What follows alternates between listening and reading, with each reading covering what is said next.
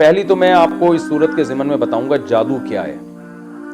دیکھیں جادو کا آج کل بڑا زور ہے، فلاں جادو ساس نے بہو پہ کر دیا، بہو نے ساس پہ کر دیا، فلاں نے ڈمکانے پہ کر دیا، میرا کاروبار نہیں چل رہا. تو یہ بات خوب ذہن میں رکھیں کہ جادو اسباب ضعیفہ میں سے ہے.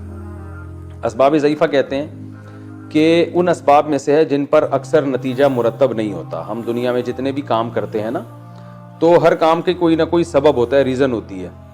مثال کے طور پر آپ کو پیاس لگ رہی ہے تو آپ کی پیاس بجھے گی نہیں جب تک پانی نہیں پئیں گے. تو جب آپ پانی پئیں گے تو پیاس فوراً بجھ جائے گی، آپ کی لازمی بجھتی ہے، اللہ کی عادت ہے. بھوک کے وقت جب آپ کھانا کھائیں گے تو کھانا کھاتے ہی آپ کی بھوک مٹ جائے گی، لازمی مٹے گی، اللہ کی عادت ہے. تو یہ وہ اسباب ہیں جن پر نتیجہ لازمی، یعنی جن کا رزلٹ ہم دیکھتے ہیں کہ لازمی ہوتا ہے، اللہ کی عادت ہے. یہ کچھ اسباب ایسے ہیں کہ وہ اختیار کیے جائیں تو رزلٹ اکثر نکل آتا ہے، لیکن کبھی کبھار نہیں بھی نکلتا.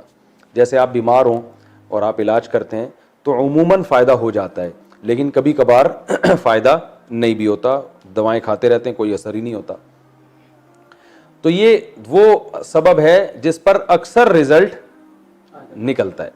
تو پہلی جو قسم ہے جس میں لازمی نتیجہ نکلتا ہے، اس کا شرعی حکم یہ ہے کہ ایسے اسباب کو اختیار کرنا فرض ہے. مثلاً آپ کو پیاس لگ رہی ہے، پانی آپ نہیں پیتے اور آپ اللہ پہ توکل کرتے ہیں کہ اللہ میری پیاس بجھا دے گا، اور اسی پیاس سے آپ مر جاتے ہیں تو آپ کو ثواب نہیں ملے گا بلکہ خودکشی کا گناہ ملے گا. کیونکہ اللہ بتائے گا قیامت کے دن کہ میں تو جب بھی کسی کی پیاس بجھاتا ہوں تو پانی کے ذریعے بجھاتا ہوں، تم نے صرف دعا مانگی، پانی پینے کا انتظام کیا نہیں، تو میں تمہاری پیاس نہیں بجھاؤں گا اور تم مر جاؤ گے تو خودکشی کا گناہ ملے گا. اسی وجہ سے کہتے ہیں کمانا فرض ہے تاکہ انسان روٹی کھا سکے. اس معاملے میں اللہ پہ توکل تو کرنا ہے، لیکن توکل کا یہ مطلب کہ اسباب اختیاری نہ کرے، یہ حرام ہے، ناجائز ہے، اور مر گیا تو خودکشی کا گناہ ہوگا. دوسرا جو اسباب ہیں جن میں آتا ہے کہ کبھی اکثر نتیجہ مرتب ہو جاتا ہے لیکن کبھی کبھار نہیں بھی ہوتا، وہ ہے بیماری میں علاج کرنا. اب آپ بیماری میں علاج کرتے ہیں تو اکثر ٹھیک ہو جاتے ہیں لیکن بعض دفعہ نہیں بھی ہوتے.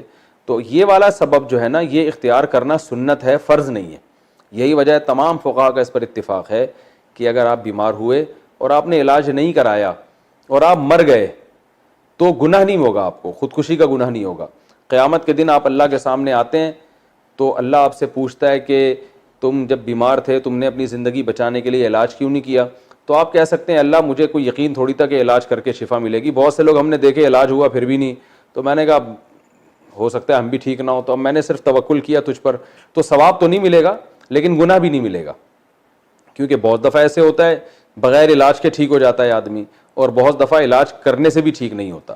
تو اس لیے کہتے ہیں تاکید ہے، علاج کرنا چاہیے، لیکن علاج کرنا کوئی فرض و واجب نہیں ہے. کوئی اس میں اللہ پہ توکل کرنا چاہے تو توکل کر سکتا ہے، اگرچہ اس توکل کا ثواب نہیں ملے گا لیکن گناہ بھی نہیں ملے گا، بلکہ نامناسب کہا جائے گا اس توکل کو، کیونکہ علاج کرنا پیغمبر کی سنت ہے. تیسری قسم ان اسباب کی ہے جن پر اکثر نتیجہ مرتب نہیں ہوتا، کبھی کبھار تکے میں ہو جاتا ہے. تو یہ تعویذ، رقیہ اور یہ جو ہے جادو، یہ ایسے اسباب ہیں جن پر اکثر نتیجہ مرتب نہیں ہوتا. کیونکہ اگر ان پر زیادہ تر نتیجہ مرتب ہو رہا ہوتا تو نظام عالمی تباہ و برباد ہو جاتا. جادوگر سب سے پہلے کیا کرتے، وہ اپوزیشن والے کسی جادوگر کو لاتے اور جو حکومت میں اس کے خلاف جادو کر کے اس کی حکومت کو ختم کر دیتے. حکومت یعنی سب جادو ہی کھیل رہے ہوتے پوری دنیا میں، اور جادوگروں کی اس پوری دنیا میں موج ہوتی. جادوگر یہ کرتے، جادو کے زور سے یہ بنا دیا، کبھی وہ بنا دیا، کبھی یوں بنا دیا، ایک نظام عالم تباہ و برباد ہو جاتا سارا. تو اس لیے جادو کو اللہ نے زیادہ طاقت نہیں دی ہے. جادو میں اثر اللہ نے دو لحاظ سے، جادو ایک کمزور سبب ہے. نمبر ایک کہ جب جادوگر جادو کرتا ہے تو پہلی بات تو یہ ہے کہ ضروری نہیں کہ جس پر جادو کرے اس پہ اثر ہو جائے. لاکھوں میں کسی دو چار پر ہو سکتا ہے، زیادہ تر پر نہیں ہوتا. اور دوسرا یہ بھی ہے کہ جتنا جادو کرے گا ضروری نہیں اتنا اثر ہو سکتا ہے اس کا آدھا 50% ہو. اس نے تو جادو کیا تھا مارنے کے لیے مگر آپ مرے نہیں، تھوڑے بہت کچھ اثر ہو جائے آپ کے اوپر. تو یہ جادو ایک کمزور چیز ہے. سوال پیدا ہوتا ہے اگر جادو کمزور چیز ہے تو رسول اللہ صلی اللہ علیہ وسلم جو سید الانبیاء تھے، اتنے طاقتور تھے، ان پر کیوں اثر ہو گیا؟ تو علماء نے اس کی حکمت بیان کی ہے کہ آپ صلی اللہ علیہ وسلم پہ جادو کا اثر اللہ نے ہونے دے دیا تھا. اس لیے ہونے دے دیا تھا کہ یہودی آپ کو جادوگر کہتے تھے.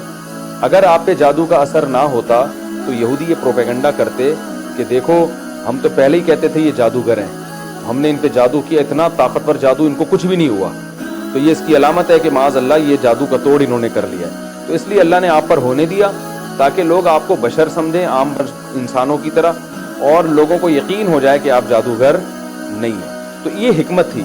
ورنہ اگر اس طرح سے یہودیوں کا جادو اثر کرنا شروع کر دیتا تو پھر یہودی نے ایک دفعہ تھوڑی, نبی پر ہمیشہ کوشش کی ہوگی بار بار, لیکن ایک ہی دفعہ اثر ہوا, وہ بھی بہت تھوڑا. اور پھر نبی کے علاوہ یہودیوں نے تو کوشش کی ہوگی حضرت ابو بکر پہ کریں, حضرت عمر پہ تو بہت زیادہ کی ہوگی, کیونکہ حضرت عمر کی خلافت سے اسلام کو اتنا فائدہ ہوا کہ یہودیوں کو تو حضرت عمر نے ویسے ہی مدینہ سے باہر نکالا ہے کہ تمہیں تو ایگریمنٹ ختم ہو گیا, تم جاؤ. تو یہودی یہ کہیں چھپ کے بیٹھ کے کر لیتے اور کہتے کہ جب نبی صلی اللہ علیہ وسلم پہ اثر ہو گیا تو حضرت عمر پہ کیوں نہیں ہوگا, لیکن کچھ بھی نہیں ہوا.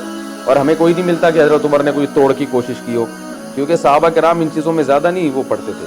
عبداللہ بن عبدالسلام رضی اللہ تعالیٰ عنہ کے بارے میں آتا ہے کہ وہ جادو کے لیے بچنے کے لیے دعائیں پڑھتے تھے جو نبی نے بتائی ہیں, اور فرماتے تھے کہ یہودی جو ہے, میں وہ کلمات جو نبی نے مجھے سکھائے ہیں اگر میں نہ پڑھتا تو یہودی مجھے جادو کے زور سے گدھا بنا دیتے. یہ صحیح حدیث ہے, اس کا میں ابھی جواب آپ کو دیتا ہوں. لیکن ایک عبداللہ بن سلام رضی اللہ تعالیٰ عنہ کے بارے میں ہے, باقی تو اور کسی کے بارے میں بھی نہیں ہے. تو بہت کم ملتا ہے ہمیں صحابہ میں کہ دو چار اور بھی ہیں, بعض صحابیات ہیں, لیکن عمومی طور پر ایسا ہوتا نہیں. تو پہلا مسئلہ تو یہ ہے کہ یہ اتنی خطرناک چیز نہیں ہے جتنی لوگوں نے اس کو بنا لیا. تو لہٰذا ان جادوگروں سے زیادہ فری ہونے کی ضرورت نہیں ہے, نہ ان کو زیادہ. میں تو ساری دنیا کے جادوگروں سے بولتا ہوں, آؤ یار ہمارے خلاف جادو کرو, انشاءاللہ کچھ بھی نہیں ہوگا. ایک جادوگر نے مجھے یہ تانا دیا کہ اس نے حصار کھینچے ہوئے اپنے گرد نا, اور یہ بڑا یہ صبح شام پڑھائیاں کی ہوئی ہیں. میں نے کہا بھائی ہم سے تو سنت تسبیحات پڑھ لیں بڑی بات ہے جو ہے نا, ہم تو اللہ بس اسی کی توفیق دے دے, ہمیں تو یہ توڑ جادو کے حصار وصار کچھ بھی نہیں آتا. تو ایسا کچھ نہیں. آپ دیکھیں دو ایک دوسرے کتنا حسد کر رہے ہیں. تو اس لیے جادو سے بہت زیادہ ڈرنے کی ضرورت نہیں ہے. البتہ یہ ضرور ہے کہ اس سے قرآن سے اور احادیث سے اتنا پتہ چلتا ہے کہ جادو کی بہرحال ایک حقیقت ہے. اس کو بالکل ہی کالعدم قرار دے دینا کہ جادو کچھ ہوتا ہی نہیں ہے, جیسے بعض مادہ پرست لوگ کہتے ہیں کہ چونکہ سائنسدان اس کو نہیں مانتے تو لہذا یہ ہے ہی نہیں, تو یہ بھی غلط ہے.